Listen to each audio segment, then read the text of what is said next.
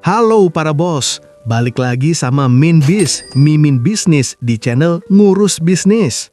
Tempatnya kita bedah gimana cara dapat cuan dari hal-hal yang gak pernah kepikiran sama otak kalian yang cuma mikirin cicilan motor. Minbis mau nanya nih, pernah nggak kalian lagi asik scrolling Facebook atau Instagram, tiba-tiba dapat notifikasi, ucapkan selamat ulang tahun ke si Fulan. Padahal si Fulan udah meninggal 2 tahun lalu. Serem kan? Atau malah sedih? Rasanya kayak dapet DM dari alam kubur. Tapi masalahnya bukan cuma soal perasaan para bos. Akun-akun hantu ini rawan banget dibajak, dipakai buat nipu, atau malah nyebarin link judi online atas nama almarhum. Kan nggak lucu, almarhum lagi tenang di sana, di dunia malah dibilang lagi menang JP. Nah, di Swedia sana, orang-orangnya udah mikirin hal ini secara sistematis. Mereka sadar kalau warisan itu bukan cuma tanah atau emas, tapi juga warisan digital. Ada perusahaan jasa yang tugasnya khusus buat bersih-bersih jejak digital orang yang udah meninggal. Mereka adalah digital undertaker alias penggali kubur digital. Minbis serius, mereka dibayar buat nutup akun Facebook, hapus langganan Netflix, matiin akun Twitter, sampai ngebersihin riwayat browser almarhum biar rahasianya tetap terkubur bareng jasadnya. Lu bayangin, ada bisnis yang jualan ketenangan abadi di dunia maya.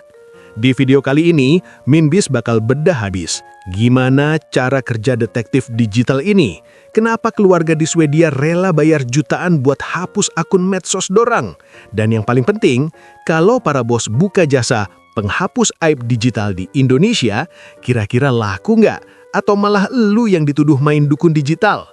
Kita bahas secara frontal. Stay tune, jangan di-skip, atau jejak digital lu bakal menghantui anak cucu lu.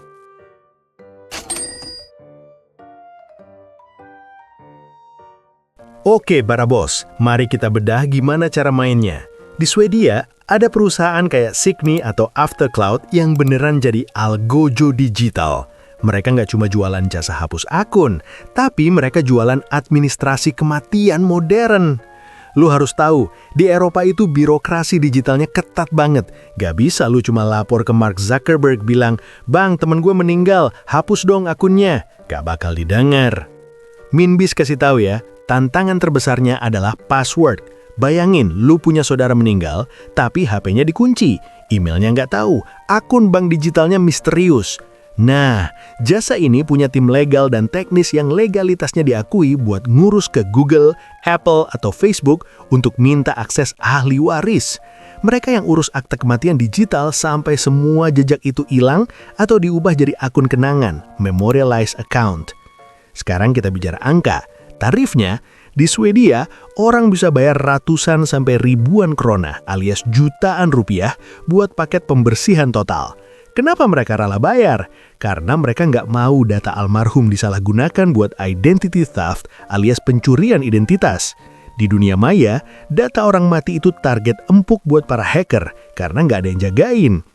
Dan yang paling gelap tapi cuan, ada juga jasa hapus rahasia terakhir.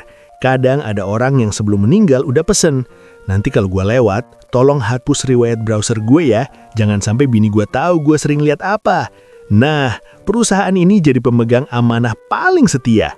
Rahasia lu aman, mereka dapat cuan. Simple kan?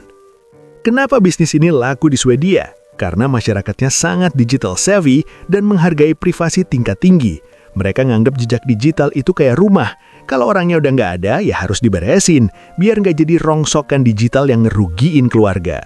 Di sini, masalah privasi sama dengan peluang investasi.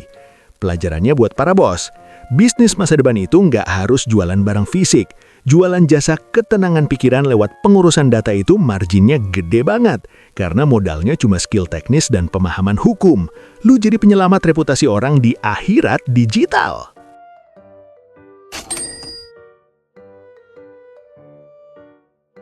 Sekarang kita bicara realita di negeri plus 62.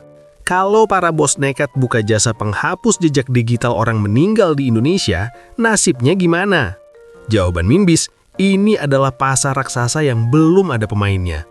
Kenapa Minbis bilang gitu? Karena netizen kita itu paling jago digital archiving alias hobi screenshot aib orang.